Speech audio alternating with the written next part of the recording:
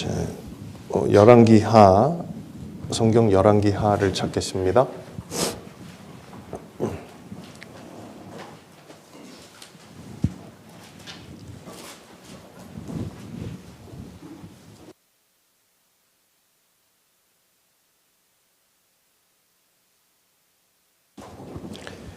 열왕기하 4장입니다. 오늘 수냄 여인 할 차례죠? 네. 열왕기하 4장 8절부터 조금 길어요, 내용이. 열왕기하 4장 8절부터 37절까지인데요. 조금 길죠? 근데 먼저 짝수절을 제가 읽을게요. 그 다음에 홀수절은 우리 선생님들이 읽어주시기 바랍니다. 찾으셨죠? 네. 제가 먼저 읽겠습니다. 하루는 엘리사가 수넴에 이르렀더니 거기 한 귀한 여인이 저를 간권하여 음식을 먹게 한 거로 엘리사가 그곳을 지날 때마다 음식을 먹으러 그리로 들어갔더라.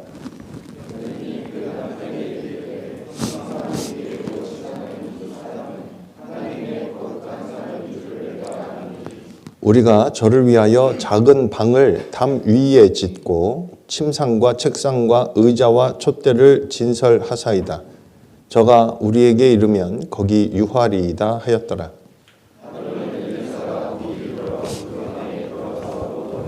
자기 사환 게하시에게 이르되 이 수넴 여인을 불러오라. 곧 부름에 여인이 그 앞에 선지라.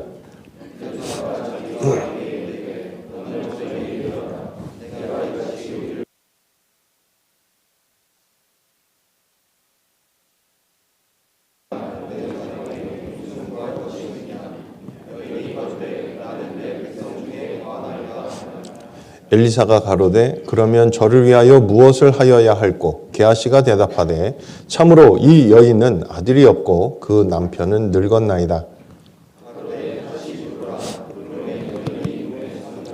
엘리사가 가로되 돌이 되면 내가 아들을 안으리라.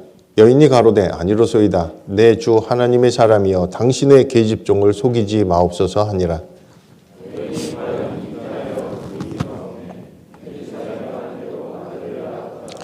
그 아이가 저기 자라매 하루는 곡식 빼는 자에게 나가서 그 아비에게 이르렀더니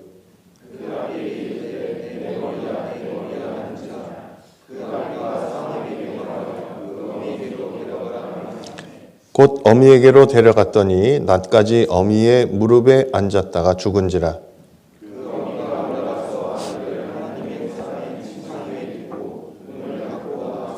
그 남편을 불러 이르되 청컨대 한 사환과 한 나귀를 내게로 보내소서.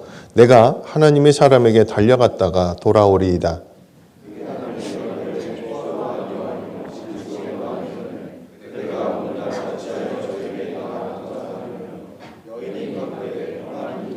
이에 나귀의 안장을 지우고 자기 사환에게 이르되 모라 앞으로 나아가라. 내가 말하지 아니하거든 나의 달려가기를 천천하게 하지 말라 하고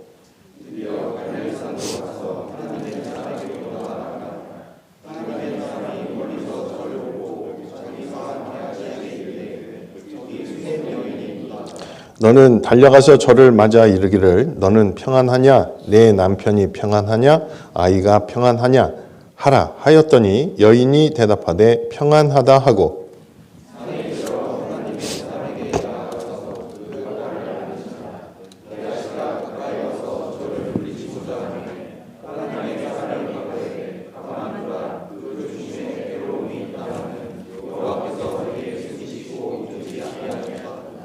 여인이 가로되 내가 내 주께 아들을 구하더이까? 나를 속이지 말라고 내가 말하지 아니하더이까?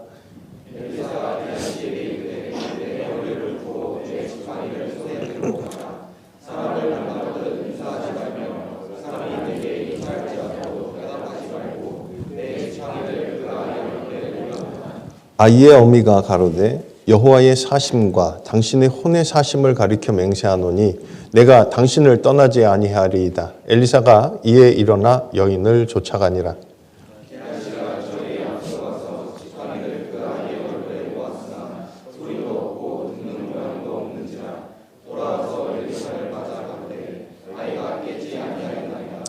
엘리사가 집에 들어가 보니 아이가 죽었는데 자기의 침상에 눕혔는지라.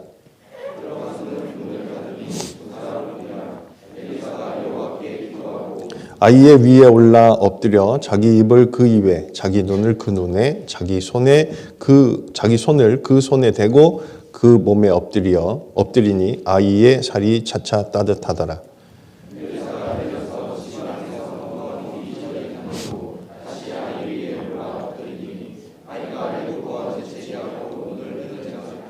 엘리사가 게하시를 불러서 저 수넴 여인을 불러오라 하니 곧 부름에 여인이 들어가니 엘리사가 가로되 내 아들을 취하라.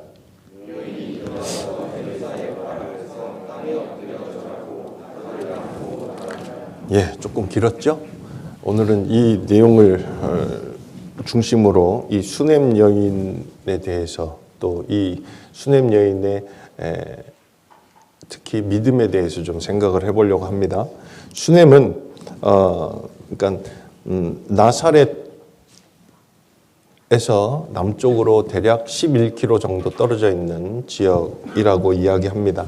그리고 사마리아에서 엘리사가 갈멜산에 다니면서 자주 지나갔던 그런 지역에 있는 아주 작은 마을이죠. 근데 이 수넴 여인을 처음 설명하면서 이렇게 이야기해요. 8절 한번 보실까요? 8절에 보면 하루는 엘리사가 수넴에 이르렀더니 거기 한 어떤 사람이 있다고요? 귀한 여인이 있었어요. 이 여인이 뒤에 하는 일들을 보면 경제력도 있고 이웃의 존경도 받는 그런 여인인 것 같아요.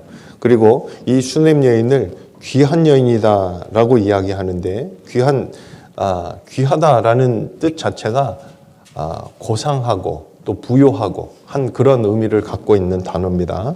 그래서 이 여인이 엘리사를 보면서 엘리사를 어떻게 생각해요? 9절에 보실까요? 9절에 보면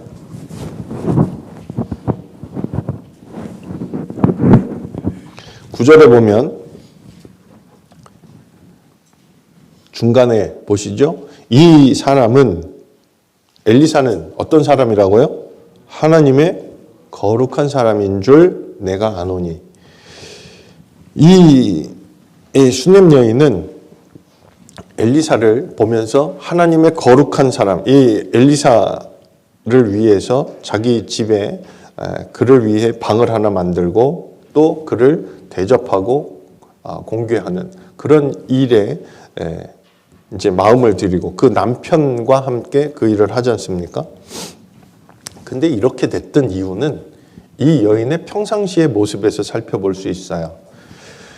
그 뒤에 23절을 한번 볼까요? 23절에 보면 고경득 선생님 읽어주실래요? 23절.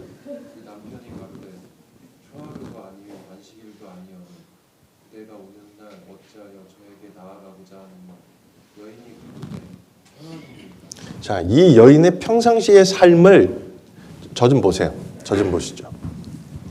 자, 김대중 선생님을 제일 잘하는 사람이 누굴까? 잘 대답해. 좀 도와줘봐. 아니, 집에서. 남한기 선생님이 하고 제일 잘 알고, 이거 알아요.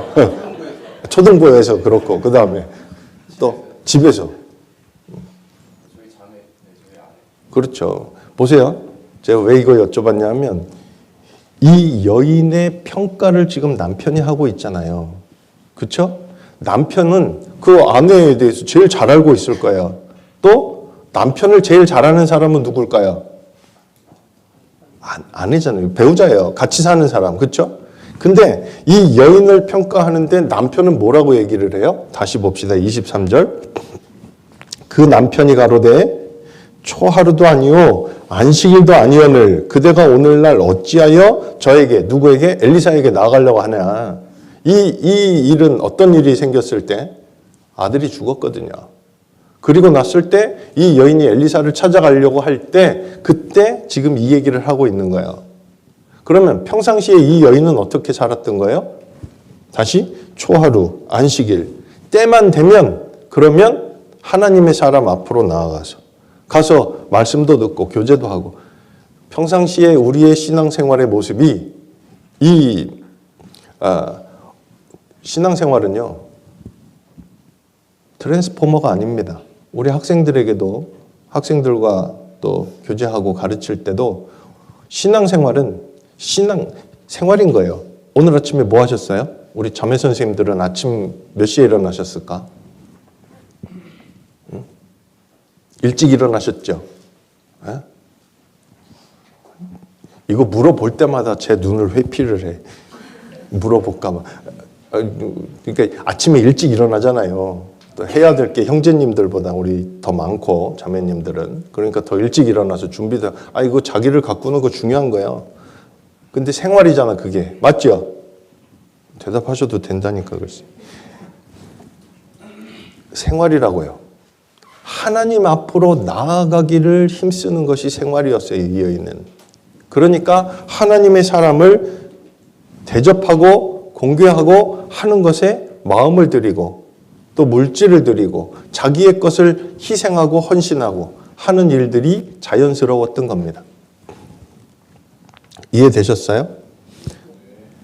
그리고 여기 조금 전에 읽었던 9절 그리고 10절 이제 9절까지 봤으니까 10절에 보면 우리가 저를 위하여 작은 방을 담 위에 짓고 그리고 침상과 책상과 의자와 촛대를 진설하사이다. 저가 우리에게 이르면 거기 유하리이다 하였더라.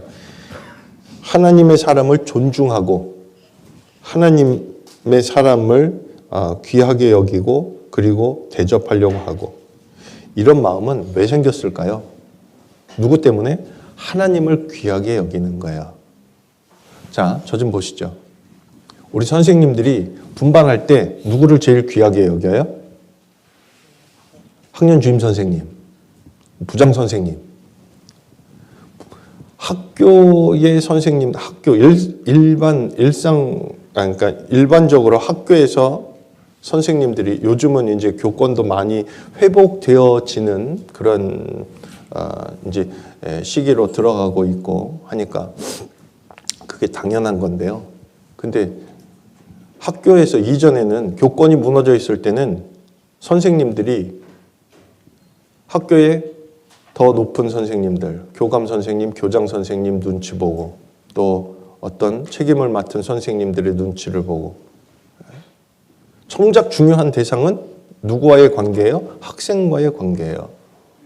제일 중요한 건 우리 교회학교 선생님들이 분반 시간에 우리 아이들과 함께 분반을 하고 또 구원받은 우리 형제들, 자매들, 우리 학생들과 함께 교제를 하는 시간에 정말 중요한 부분은 그 속에 왜 우리 학생들을 귀하게 여길까요? 왜요?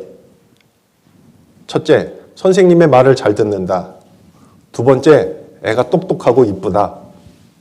셋째, 그 속에 주님이 계시다. 뭐예요? 왜 그래요? 네? 3번. 여기 표시하고 마태복음 25장 찾아봅시다.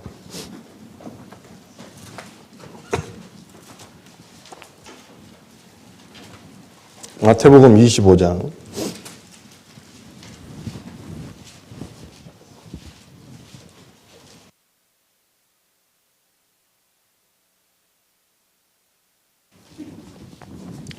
마태복음 25장 35절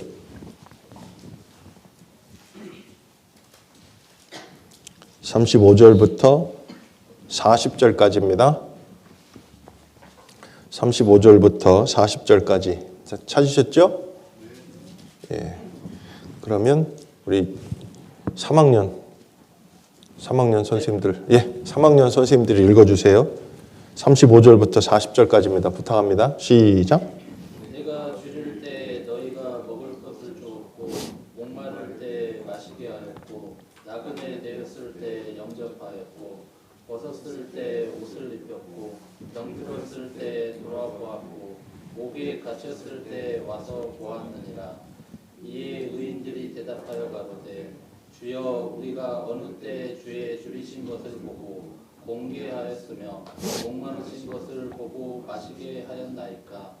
어느 때 나그네 되신 것을 보고 영접하였으며 벗으신 것을 보고 옷 입혀 주셨나이까. 어느 때 병드신 것이나 옥에 갇히신 것을 보고 가서 배웠나이까 하리니. 임금이 대답하여 가라사대 내가 진실로 너희에게 이르노니 너희가 여기 내 형제 중에 지극히 작은 자 하나에게 한 것이 곧 내게 한 것이니라. 너희가 여기 내 형제 중에 지극히 작은 자 하나에게 한 것이 곧 내게 한 것이니라. 정말 주님을 사랑하는 사람은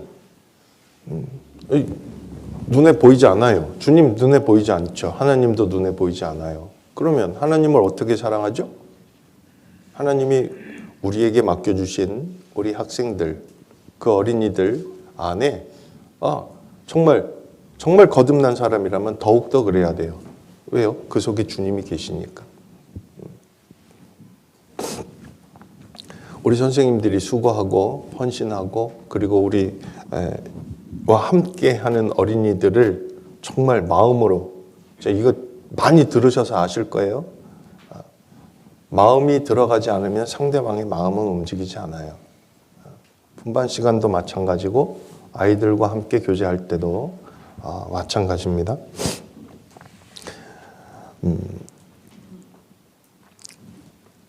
다시 돌아가 보죠. 할 얘기는 많은데 이 내용이 굉장히 중요하고 긴 내용이라 열왕기하 4장 다시 돌아가 보죠. 이 일로 인해서 엘리사가 이제 정말 이 수넴 여인, 이름도 없는 이 수넴 여인에게 정말 보상을 어떤 그 수고나 이런 거에 대한 무엇을 도와주면 좋을까? 그래서 무엇을 원하냐? 이걸 물어보잖아요. 이 여인의 마음이, 이 여인의 믿음이 또 드러나는 부분이 또 있어요. 13절 보시죠. 13절, 열왕기하 4장 13절 끝부분에 보면 왕에게나 군대 장관에게 무슨 구할 것이 있냐라고 물어보니까 여인이 대답하죠. 나는 내 백성 중에 거하나이다. 이 말은 저는요 지금 현재 있는 형편에 지금 있는 상황에 만족하고 있습니다. 그 얘기인 거예요. 어떤 대가를 바라고 하나님의 사람을 섬긴 게 아니라는 얘기입니다. 우리가 수고하는 것도 무슨 보상을 바라고 봉사하고 수고하고 하는 거 아니잖아요. 그렇죠? 네. 그냥 순수한 마음으로 우리에게 맡겨주신 일들, 그리고 특히 어린이들 잘 가르치고 보호하고 또 잘할 수 있도록 그리스도인으로 성장할 수 있도록 돕는 그것이 이 수넴 여인이 했던 모습과도 연결되어진다고 생각해요. 결국 이 일로 인해서 하나님은 엘리사를 통해 수넴 여인에게, 이 수넴 여인 부부에게 큰 은혜를 베푸셨어요. 그게 뭐였어요? 아들이 생겼네. 그렇죠? 맞아요. 틀려요. 네. 아들이 생겼어요. 근데 아들이 생겼어요. 정말 기쁜 일이에요. 감사할 일이에요. 왜요? 여기에 보면 14절에 보면 이 여인은 아들이, 끝부분에 14절 끝에 보면 이 여인은 아들이 없고 그 남편은 뭐 했다고요? 늙었어요. 자녀를 생산할 수 있는 그런 때가 아니라는 거잖아요. 근데 하나님이 은혜를 베푸셨습니다. 그래서 이 부부에게 아들을 주셨는데, 근데 이제 문제는 이 여인의 믿음이 더욱 드러나는 일이 그 뒤에 생겨요. 한번 보죠. 그 뒤에 17절부터 그 밑에 내용을 쭉 보면 그렇게 얻은 아들이 어떻게 돼요? 갑자기 죽었습니다. 그렇죠? 18절부터 20절까지 이번에는 4학년 선생님들이 읽어주실래요? 부탁합니다. 그 아이가 저기 자라매 하루는 몫이 빼는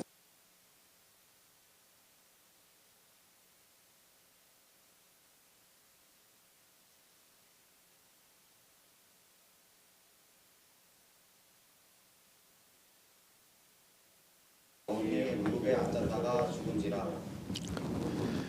아이가 아이고 머리야 막 엄마 머리 아파 막 이러다가 가가지고 엄마 무릎에 있다가 거기서 아이가 죽었어요. 자, 이러면 어떻게 하랍니까? 이런 상황이면 엄마들은 어떻게 할까? 일반적으로 뭐 해요?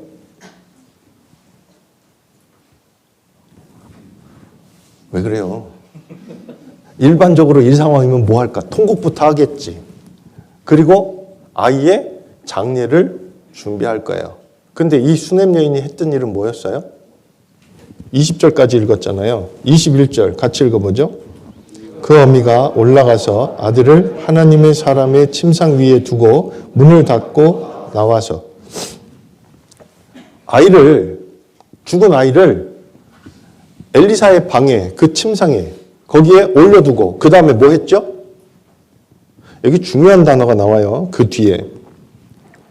그리고 22절 그 남편을 불러 이르되 청컨대 한 사환과 한 나귀를 내게로 보내소서 내가 하나님의 사람에게 달려갔다가 돌아오리이다. 그랬더니 아까 우리 읽었던 그 남편이 아니 초하루도 아니고 안식일도 아닌데 왜 거기를 갔다 오려고 해? 당신 왜 그래? 지금 우리 애가 죽었잖아. 지금 장례도 준비해야 되고 이런 슬픈 상황에 이게 지금 우리가 뭐를 해야 될까? 일반적이면 그런 상황 아니겠어요? 그런데 이 수냄 여인의 마음은 뭐가 들어있어요? 23절 끝에 제가 읽어드리는데 밑줄 치세요. 시험엔 안 나옵니다. 그러나 이거 중요한 내용이에요. 평안이니이다. 보세요. 아이가 죽었어요. 그것도 정말 기대하지도 않았던 하나님이 주신 선물인 그 아이가 자기 무릎에 누워있다가 그러다 죽었습니다. 엄마의 마음은 어떨까요? 모든 게 다 무너지는 상황일 거예요. 근데 이 수냄 여인의 마음은 뭐를 추구하고 뭐를 소망하고 있어요? 평안이요. 그리고 그 아이를 지금 어디에 두고 지금 엘리사한테 갔다 온대요? 엘리사의 침상에 올려놓고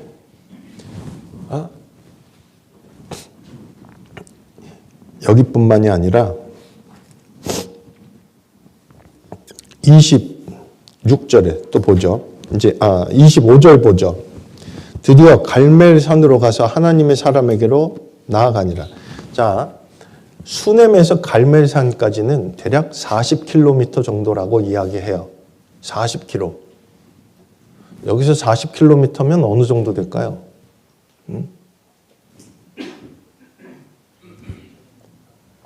어디 정도 되려나? 40km면? 평택? 그 정도 될까요? 평택. 그 정도 될 것 같으네요. 평택 정도라고 생각해 봅시다. 빨리 이 24절에 보면 달려가기를 천천하게 하지 말라. 지금 말 타고 가는데 지금 불이 나게 40km를 달려간 거예요. 그리고 26절 같이 읽어봅시다. 같이 읽습니다. 너는 달려가서 저를 맞아 이르기를 너는 평안하냐? 내 남편이 평안하냐? 아이가 평안하냐? 하라 하였더니 여인이 대답하되 자, 뭐 또 밑줄 쳐야 돼요? 여인이 대답하되 뭐라고? 평안하다. 이 수냄 여인 마음의 평안. 아니 자기의 아들, 사랑하는 아들 그 아들이 지금 죽었어요. 근데 남편에게도 평안하다고 얘기하고, 그리고 지금 엘리사가 게하시를 통해서 또 물어보잖아요. 근데 거기에도 평안하다. 왜 이거 평안하다고 얘기했을까요? 이 여인 마음에는요, 하나님이 살려주실 걸 믿는 거예요. 왜요? 하나님이 은혜를 베푸시는 하나님이고, 또 하나님이 지금 그녀의 삶 속에 이게 처음이 아니거든. 하나님이 은혜를 베푸시는 걸 계속 경험하고 사는 겁니다. 보세요. 저 좀 보시죠. 우리 선생님들이 우리 아이들에게 가르쳐야 할 거. 초등부 교육 목표가 뭐예요? 진리를 깨달아 구원을 받게 한다. 그 교육 목표는 항상 기억하고 있어야 돼요. 우리가 무엇 때문에 수고하는지는 알아야죠. 그죠? 그리고 우리 어린이들에게 초등부 졸업하기 전까지 구원의 확신을 갖게 하는 거. 예, 정말 중요한 거예요. 인생이 시작이 됐냐 안 됐냐, 구원을 받냐 못 받냐, 그것과 관련이 있지 않습니까?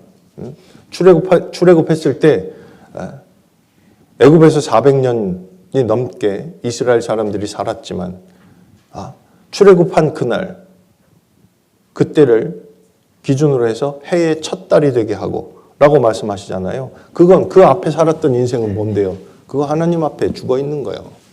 하나님 앞에 이제 새로 거듭난 이후에 그 삶이 진짜잖아요. 그게 진짜 인생이에요. 그리고 그 지금까지 우리 선생님들이 살아오면서 경험했던 하나님의 은혜와 하나님의 도우심과 인도하심을 누리고 살았던 그 모든 것이 우리 학생들, 우리 분반 아이들에게 전해져야 될 그런 신앙의 모습이기도 해요.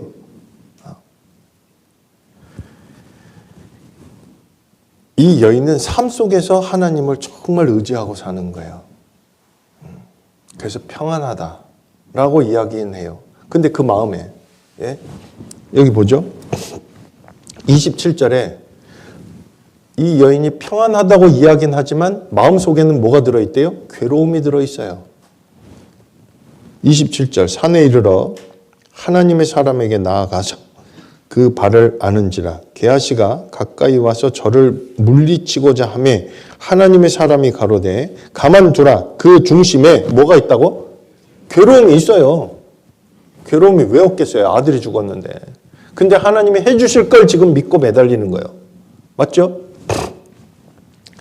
이 여인이 평안하다라고 이야기하고 하나님의 사람에게로 여기 갈멜산까지, 수넴에서 갈멜산까지 40km 정도를 달려가 버립니다.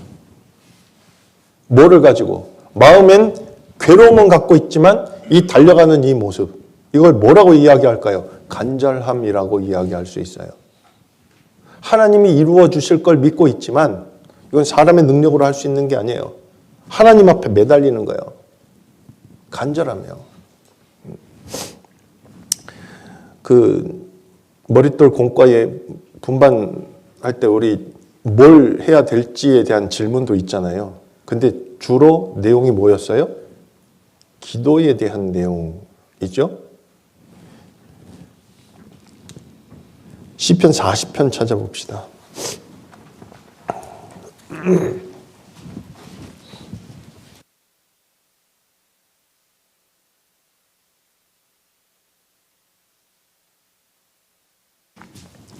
시편 40편 13절 같이 읽겠습니다. 여호와여 은총을 베푸사 나를 구원하소서. 여호와여 속히 나를 도우소서. 예. 성도는 하나님께 부르짖는 사람이어야 해요.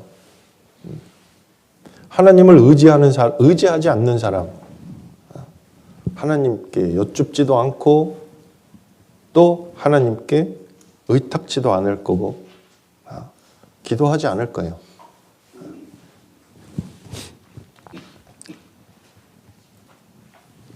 한번 생각해 보죠. 이 수넴 여인은 정말 하나님 앞에 간절함을 가지고 하나님께서 정말 이 아이를 살려주실 것을 믿고 지금 그러고 있는 거 아닐까. 그러니까 마음에 괴로움은 있지만 평안입니다. 하나님이 해주실 것을 믿고.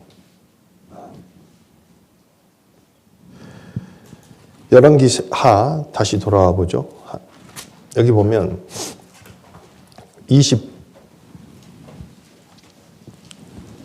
28절부터 보면요. 여인이 가로되 내가 주께 아들을 구하더이까 나를 속이지 말라고 내가 말하지 아니하더이까. 그랬더니 이제 엘리사가 아이한테 무슨 일이 생겼구나. 그래서 게하시를 먼저 보내요. 근데 30절 중요해요. 또 같이 읽어볼까요? 아이의 어미가 가로되 여호와의 사심과 당신의 혼의 사심을 가리켜 맹세하노니 내가 당신을 떠나지 아니하리이다. 엘리사가 이에 일어나 여인을 쫓아가니라. 자, 이 30절에도 여인의 간절함이 들어있어요. 다시요. 제가 다시 읽어볼게요. 우리 선생님들은 한번 잘 생각해 보세요. 이게 누가 했던 말인지. 이 수냄 여인이 처음 한 말이 아니에요. 아이의 어미가 가로되, 자, 여기부터 여호와의 사심과 당신의 혼의 사심을 가리켜 맹세하노니 내가 당신을 떠나지 아니하리이다. 이거 누가 했던 말일까요? 네, 열왕기하 2장이에요.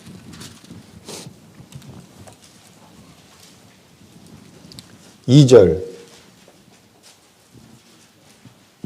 엘리야가요 회리바람 타고 승천하기 전에 지금 이제 이 엘리사가 이제 엘리야를 계속 따라가잖아요.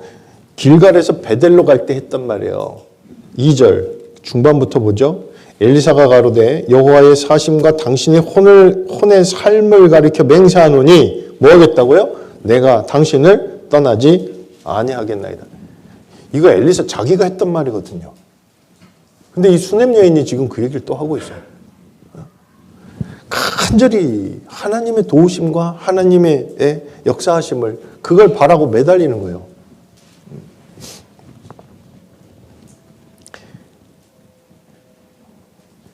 결국 이 일로 인해서요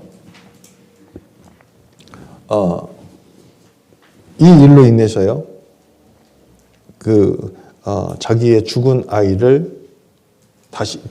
다시 살아나는 그런 기적을 또 보게 됩니다. 그렇죠? 근데 여기서 이제 생각해 볼 수 있는 게 열왕기하 4장 다시 보죠. 열왕기하 4장 29절에 게하시를 먼저 보냈잖아요. 그렇죠? 엘리사가 게하시에게 이르되 내 허리를 묶고 내 지팡이를 손에 들고 가라. 사람을 만나거든 인사하지 말며 사람이 내게 인사할지라도 대답하지 말고 내 지팡이를 그 아이 얼굴에 놓으라. 31절 게하시가 저희에 앞서가서 지팡이를 그 아이의 얼굴에 놓았으나 소리도 없고 듣는 모양도 없는지라 돌아와서 엘리사를 맞아 가로되 아이가 깨지 아니하였나이다. 자, 엘리사를 먼저 보냈어요. 엘리사가 게하시를 먼저 보냈잖아요. 근데 게하시한테 명령을 했고 가르쳐 줬습니다. 어떻게 하라고. 근데 그대로 했는데 돼요, 안 돼요? 애가 안 살았어요. 다시 살아나지 못했습니다. 근데 다시 32절에 엘리사가 집에 들어가 보니 아이가 죽었는데 자기의 침상에 눕혔는지라 들어가서는 문을 닫으니 두 사람뿐이라. 엘리사가 여호와께 뭐하고? 그거 밑줄 치셔야 돼요. 엘리사와 게하시의 차이점 뭐예요? 첫 번째? 기도예요. 그리고 34절 이것도 차이점이에요. 게하시에겐 없었던 겁니다. 아이 위에 올라 엎드려 자기 입을 그 입에, 자기 눈을 그 눈에, 자기 손을 그 손에 대고 그 몸에 엎드리니. 이게 뭘까요? 뭘 얘기하는 거예요? 간절함이에요. 게하시는 이 두 가지가 없었어요. 하나님의 역사를 맛보고 정말 하나님이 역사해 주시기를 간절히 바란다면 해야 할 게 뭔데요? 첫 번째, 뭐부터 해요? 기도해야죠. 이스라엘 백성들이요, 제일 못했던 게 뭐예요? 이스라엘 백성들이 광야에서 제일 잘했던 건 뭐예요? 원망이요. 투덜거리는 거. 하나님의 은혜 속에 살면서 투덜거리고 살았고, 하나님의 베푸신 축복을 매일 맛보고 누리며 살고 있으면서 이스라엘 백성들은 원망하는 죄를 짓고 살았어요. 그렇죠? 제일 못했던 게 그럼 뭘까요? 하나님께 부탁하는 거, 여쭙는 거, 기도하는 거. 기도는 형식이 아니에요. 기도는 아이들 분반 시간에 떠드는 아이들을 조용히 시키려고 하는 교수법이 아니죠. 기도는 하나님과 연결되어 있는 삶을 가르치는 중요한 거예요. 하나님과 어떻게 연결이 될까? 예, 제일 중요한 거. 예, 근데 말씀과 상관없는, 하나님의 뜻과 상관없는 것을 구하고, 그거는 육신으로 쓰려고 잘못 구하는 것을 가르치는 것일 뿐입니다. 정말 기도를 가르치기 위해서는 먼저 가르쳐야 될 게 있어요. 그게 뭐예요? 말씀 듣는 거, 말씀에 순종하는 거. 하나님 말씀과 연관해서 그 말씀이 나의 삶에 적용될 수 있게 그걸 가르쳐야죠. 그게 삶을 가르치는 거야. 우리는, 저 좀 보시죠. 교회학교 선생님들은 지식의 전달자가 아닙니다. 잘 아시잖아요.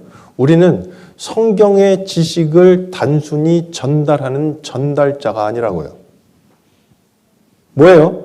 하나님의 말씀대로 사는 게 어떻게 사는지 본을 보이는 사람들이 누구예요? 선생님들이에요. 누구 앞에서? 우리에게 부탁하신 학생들 앞에서. 이건 막중한 자리예요. 그리고 신앙은 하나님의 말씀을 가르치고 전하는, 단지 신앙의 전수는 교수법에 있지 않아요. 얼마나 말을 잘하냐, 얼마나 분반 수업을 잘 진행하는 그런 테크니션인가 하는 것이 있지 않아요. 얼마나 하나님 말씀에 우리 선생님들부터 먼저 정말 하나님 말씀에 붙잡혀서, 그리고 주님을 정말 섬기는 실제 삶이 하나님과 말씀과 주님과 교회와 복음과 연결되어 있는지 그걸 보여주는 사람들이, 그런 모델이 되어지는 것이 우리 선생님들입니다. 그렇죠? 교육은요, 모델이 있어야 돼요. 분반 시간에 유치부에서는 그런 얘기, 여긴 초등부니까, 그 유치부 선생님들은 그 분반 학생들의 집에서 무슨 일이 일어났는지 주중에 다 알잖아요. 초등부도 애들이 와서 얘기해요, 다? 저학년은 할 수 있겠지. 근데 이제 조금 고학년으로 가면, 그럼 집에 가면 누구 얘기할까요? 분반 시간에 오면, 분반 시간에는 집에 얘기를 해, 애들이. 우리 엄마 아빠가요, 어쨌고요, 엄마가 뭐라 그랬어요. 그럼 집에 가면 누구 얘기할까? 네? 대답을 안 해요. 집에 가면 누구 얘기해요? 선생님 얘기합니다. 부모의 삶은 자녀들에게 매일매일 부모의 삶은 노출이 되어 있죠?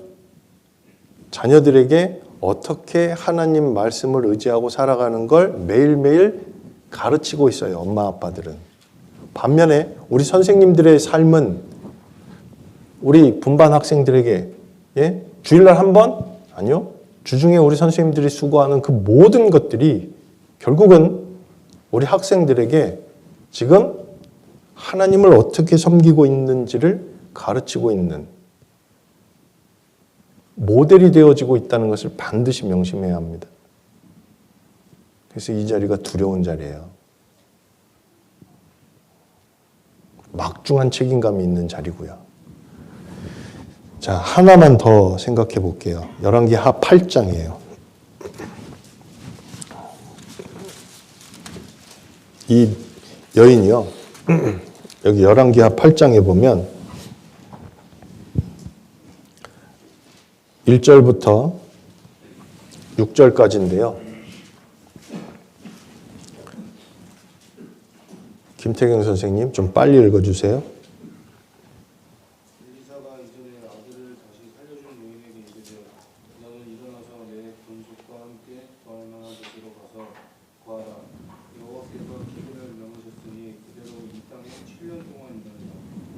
여인이 일어나서 하나님의 사람의 말대로 행하여 그 본속과 함께 가서 블레셋 사람의 땅에 7년을 우거하다가 7년이 다음에 여인이 블레셋 사람의 땅에서 돌아와서 자기 집과 전토를 위하여 호소하려 하여 왕에게 나아갔더라.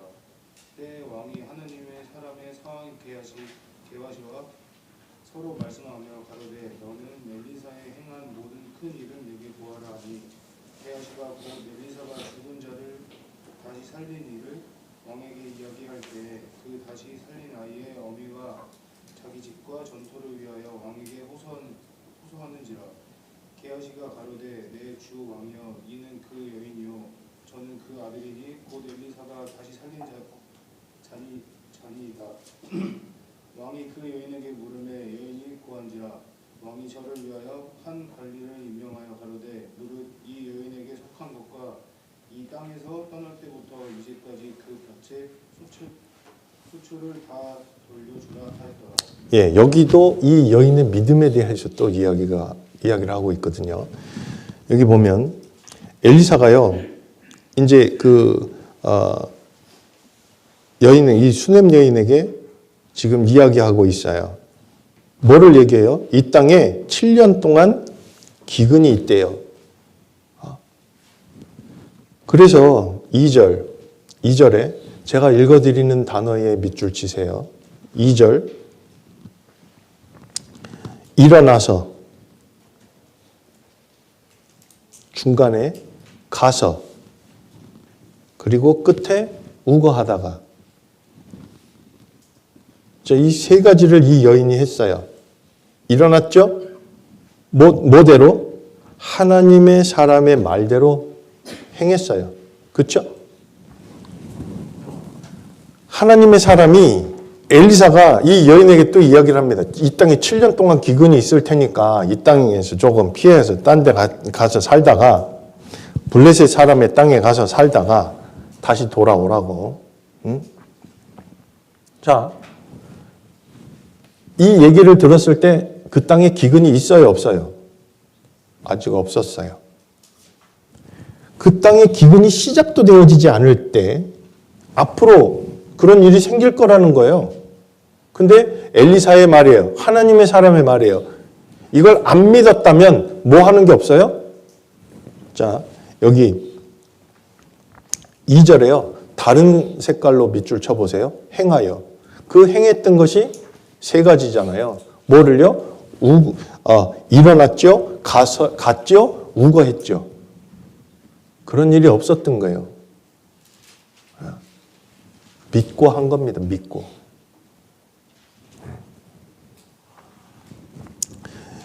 그 땅에 아직 기근이 오지도 않았고 기근이 생기기도 전에 앞으로 있을 일을 믿었던 거예요. 그렇죠? 그리고 일어나서 갔어요. 아니, 자기가 살고 있던 그 땅, 가족들, 친척들 이거 다 놓고 간 거예요. 그리고 블레셋 땅에, 이국 땅에 가서 사는 거예요. 외국 가서 사는 거예요? 쉽지 않아요. 어려워요.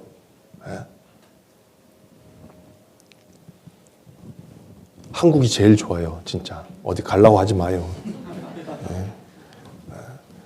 근데 이 여인은요, 하나님의 말씀, 하나님의 사람의 말씀을 듣고 그대로 했어요. 근데 그러면 그 땅은 7년 동안 뭐 해요? 지금 이제 국가에 환속된 거예요. 그걸 지금 다시 찾으려고 지금 간 겁니다. 근데 그 얘기를 하려고 지금 왕 앞에 가가지고 얘기하려고 하는데 그때 때마침 누가 와서 그 얘기를 하고 있어요? 게하시가 이 여인에 대해서 이야기하고 있다고. 결국 하나님이 믿음을 따라 행했던 이 여인에게 그 땅 다시 다 돌려주십니다. 하나님이 하신 거예요. 맞죠? 이해됐어요, 이거? 시간 없어서 간단하게 설명했는데, 이거 보면요, 믿음을 따라 행할 때 하나님의 은혜를 더욱 맛보게 되는 겁니다. 아까 말씀드렸죠?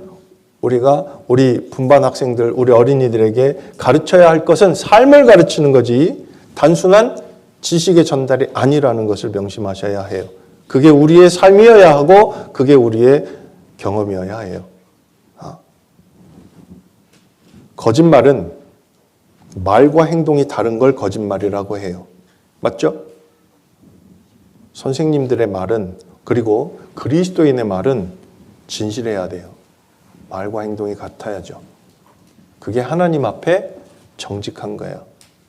그리고 믿음을 따라 살 때 정직하게, 그리고 하나님을 더욱 하나님의 영광을 나타내는 그런 삶이 되어진다고 생각합니다.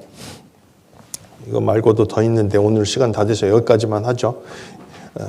이 수넴 여인에 대한 내용을 간단하게 살펴봤는데, 믿음을 따라서 하는 것이 무엇인지, 그리고 실제 믿음을 따라서 할 때 제일 중요한 건 하나님 앞에 여쭙는 거, 기도하는 거, 하나님 앞에 나아가기를 힘쓰는 그런 모습을 통해서 이 여인이 믿음을 따라 살았고, 그리고 그 삶 속에 하나님이 베푸시는 많은 은혜들을, 축복들을 계속 삶 속에 체험하고 경험하고 살게 되어지는 모습들을 이 수넴 여인을 통해서 볼 수 있었다고 생각합니다. 오늘 여기까지만 합시다. 같이 기도하고 마치겠습니다.